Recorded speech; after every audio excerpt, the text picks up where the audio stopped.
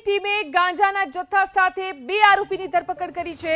ઓલપાડના સાયણ વિસ્તારમાંથી ગાંજો ઝડપી લેવામાં આવ્યો। 8,50,000થી વધુની કિંમતનો ગાંજાનો જથ્થો જપ્ત કરાયો છે।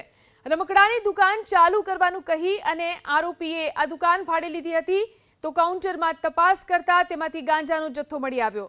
ઝડપાયેલા બંને આરોપી ઓડિશાના ગાંજમ શહેરના વતની છે, તો કામરેજના લસકાણાની અંદર આરોપી છૂટકની અંદર ગાંજો વેચતો હતો। 8,50,000થી વધુની કિંમતનો ગાંજાનો જથ્થો જપ્ત કરાયો છે।